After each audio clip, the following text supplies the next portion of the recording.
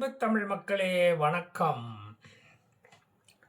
Bahrain நாட்டு எண்ணெய் கிணறுகளை தாக்கியதற்கு பதிலடியாக ஈரானின் ஆயில் ரிசர்வாயர்களை இப்போது இஸ்ரேல் தாக்கியிருக்கிறது. அது பற்றி எரிகிறது. கரும்புகை ஈரானை தழுவிவிட்டது. கோமெனி என்ற பயங்கரவாத எண்ணமக்கு ஈரான் மேலே எப்போதோ படிந்து விட்டது.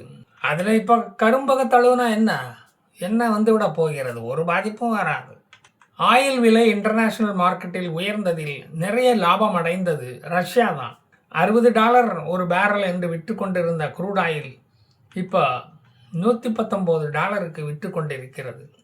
உலக நாடுகளில் ஏற்பட்டுள்ள பெட்ரோல் டீசல் தட்டுப்பாட்டால் கார் ஸ்கூட்டரை எல்லாம் வீட்டை விட்டு எடுக்கிறதுக்கே இனிமேல் யோசிக்கணும்.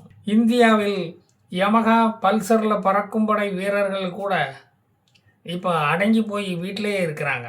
இந்தியாவில் பெட்ரோல் விலை ஏறிவிடுமோ, தட்டுப்பாடு வந்து விடுமோ என்று மக்கள் அஞ்சுகிறார்கள். ஆனால் எதிர்க்கட்சிகளோ பெட்ரோல் விலை ஏறாதா, இப்போ பெட்ரோலிய பொருட்களுக்கு தட்டுப்பாடு வராதா, அதை வைத்து பாராளுமன்றத்தை முடக்கி ஜனநாயக பணியை நாம் நிறைவேற்றலாமே என்று ஆசைப்படுகிறது, ஏங்குகிறது. 4 வருஷமாக ஏறாத பெட்ரோல் டீசல் விலை இப்போவாது ஏறாதா? லிட்டருக்கு $4 விலையை குறைச்சி எலெக்ஷன் நேரத்தில் பேரை தட்டி கொண்டு போகலான்னு பார்த்தா அதுக்கும் விட மாட்டேங்கிறாங்களே. டோப்பா முன்னேற்ற கழகத்தை முன்னேறவே விட மாட்டேங்கிறாங்க. அதுக்கு இந்த டப்பா இன்ஜின் துணை கட்சிகளும் துணை போகின்றன. இஸ்ரேல் ஈரானில் உள்ள கடல் நீர் குடிநீராக்கும் டீசலைனேஷன் பிளான்ட்களை தாக்கியுள்ளது.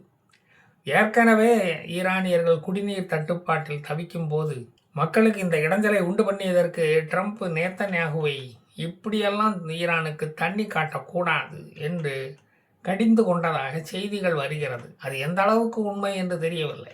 ஈரானும் அமெரிக்காவின் இலக்குகளாக பார்த்து சுற்றி இருக்கும் இஸ்லாமிய நாடுகளை தாக்கிவிட்டு பிறகு சாரி என்று வேற சாரி கேட்டு இருக்கிறது. இதனால் இஸ்லாமிய நாடுகள் கடும் கோபத்தில் இருக்கிறார்கள். சைனா தான் ஈரானில் உள்ள சர்வைலன்ஸ் கேமராக்களை ஆங்காங்கு டெஹ்ரானிலும் மற்ற சிட்டிகளிலும் சைனீஸ் டெக்னாலஜியை யூஸ் பண்ணி நிறுவி வைத்துள்ளது.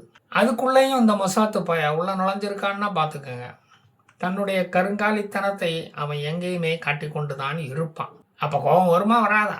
ஏற்கனவே supersonic emperor jet, Mach 6.5, J-20 mighty dragon, prototype யுங்சிங் ஜெங்டு J-20 போன்ற சூப்பர்சானிக் வார் ஜெட்டுகளை ஒன்றுக்கும் உதவாத மண்ணு என்று இந்திய விமானப்படை காட்டி கொடுத்து விட்டது பாகிஸ்தான் வாரில். அதில் சீனாவுக்கு மிகப்பெரிய கேவலம் வந்து சேர்ந்தது. அதன் நெத்தியில் உள்ள செந்தூர போட்டை இன்று வரை அழிக்க முடியலை. அதில் இது வேற வந்து சேர்ந்திருக்கு. ஏற்கனவே சப்பி கிடக்கும் சீன மூக்கை மேலும் மேலும் இப்படி சப்பாதீங்கப்பா.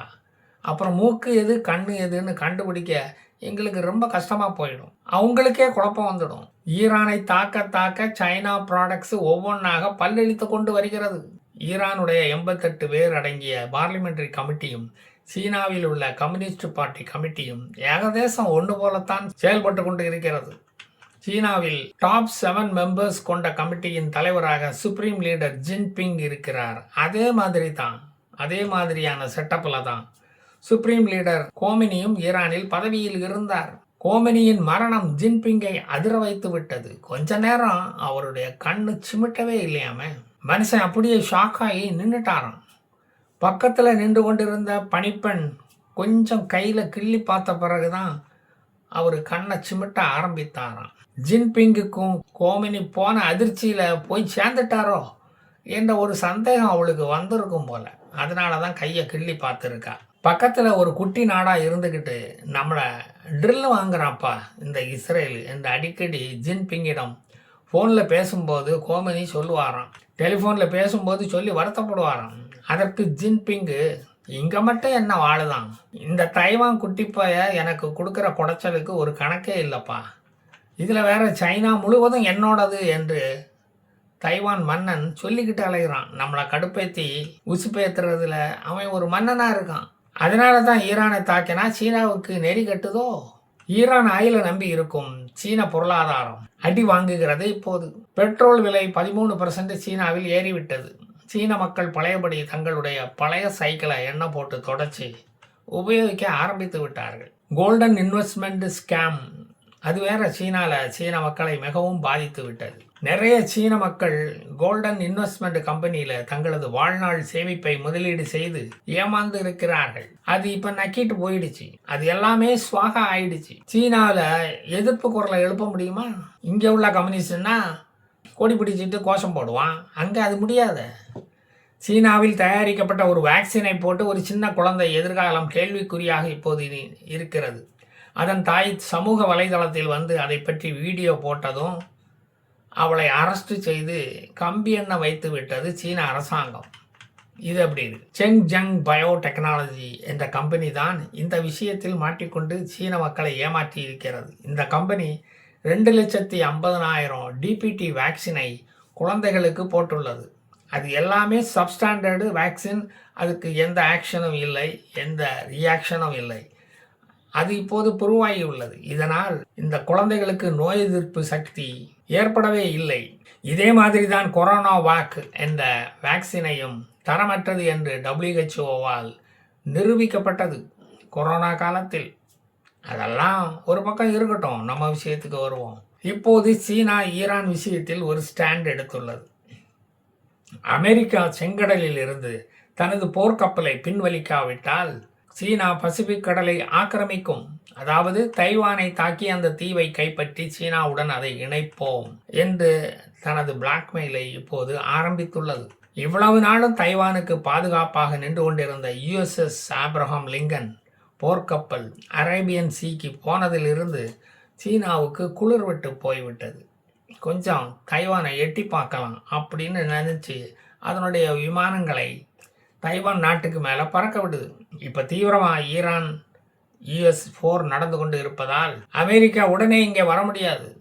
இதை பயன்படுத்தி ஒரு நாளைக்கு 15 தடவைக்கு மேலே தைவான் பகுதி மேலே சீன போர் விமானங்கள் பறந்து கொண்டு இருக்கிறது, வேவு பார்த்துக்கிட்டு வருது. அங்குள்ள மக்கள் அச்சத்தில் உள்ளார்கள். சீனா தைவானை தாக்கும் போது சீனாவுக்கு ரஷ்யா துணை போகும் என்பது போல தெரிகிறது. என்னப்பா நீங்கள் 3வது உலக மகா யுத்தத்தை மத்திய கிழக்கு நாடுகளில் தொடங்குவீங்கன்னு பார்த்தா அதை தைவான் பக்கம் இழுத்துட்டு போகிறீங்களே, இது உங்களுக்கே நியாயமாகப்படுதா? மிடில் ஈஸ்ட் நாடுகள் என்ன குத்தம் பண்ணாங்க?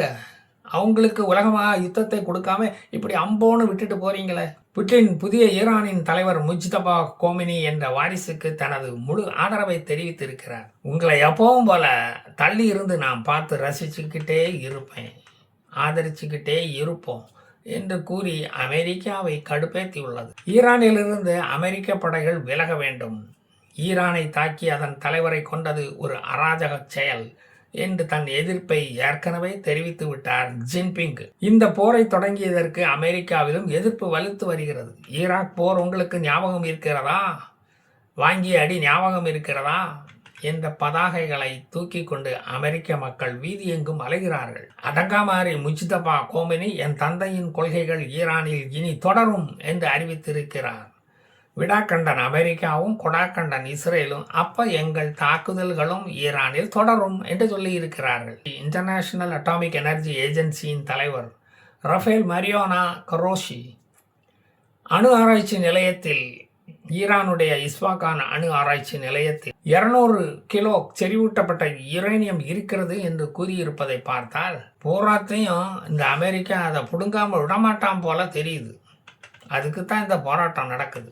அமெரிக்கா கேர்ள்ஸ் ஸ்கூல் மேலே குண்டு போட்டு 175 பேர் மரணமடைந்ததற்கு ஐநா சபை தனது கண்டனத்தை தெரிவித்துள்ளது.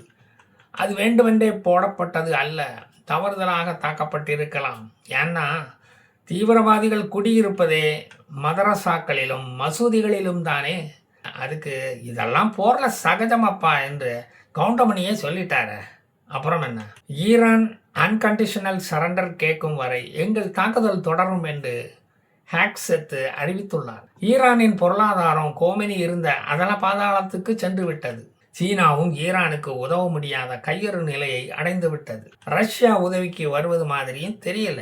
பயங்கரவாதத்தை தனியா இருந்துதானையா நீ உரம் போட்டு வளர்த்த, நீயே தனியா சமாளிச்சுக்கோ என்று சொல்லிவிட்டாரோ என்னமோ. ஐரோப்பிய யூனியன் நாடுகள் ஒன்று கூடி பெட்ரோலிய பொருட்கள் கையிருப்பு எவ்வளவு என்று தங்களுக்குள் பேசி போரை எப்படி நிறுத்துவது, முஜ்தபா எலிக்கு எப்படி மணி கட்டுவது என்று யோசிக்கிறார்களாம். போர் அதிக நாளைக்கு ஓடாது என்று அமெரிக்கா கொடுத்த அஷூரன்ஸ் மூலம் அமெரிக்க ஷேர் மார்க்கெட்டுகள் ஏற ஆரம்பித்துள்ளது. $119 போன குரூட் ஆயில் அதனால் பிரைஸ் $97 குறைந்து விட்டது.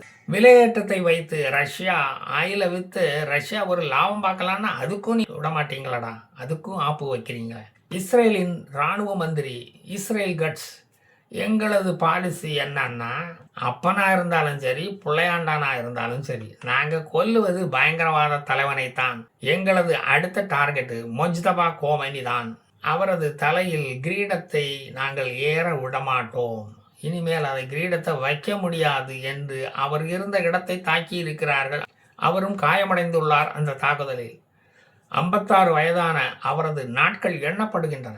அவரது அபாஸ்கஸ் சிலேட்டு எங்கள் வசம்தான் உள்ளது என்று சொல்லி காட்டியிருக்காரு நேத்தன்யாகு. இஸ்ரேல் பத்த வச்ச பெட்ரோலிய ரிசர்வாயர்களில் தீபங்கள் எரிகின்றன.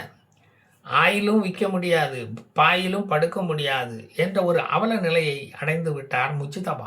அவர் மறைந்திருக்கும் இடம் எங்களுக்கும் தெரியும் என்று இஸ்ரேல் அறிவித்ததால் அவருக்கு அடிவயிறு வேற கலங்கி விட்டது. ஓடுகிறார், ஆத்தங்கரைக்கே ஓடுகிறார். என்னத்த சொல்ல, குண்டக்க மண்டக்க ஏதாவது செஞ்சு என் வாயை கலராதீங்கப்பா. நானே ஈரானின் தோல்வியை பார்த்து சோகத்தில் இருக்கேன். அதனால அந்த சோகத்தை போக்கிக்கிட்டு வந்து மறுபடியும் மீதியை சொல்கிறேன். Jai Hind. Subscribe Naradar Narayanan channel for more Gaza updates.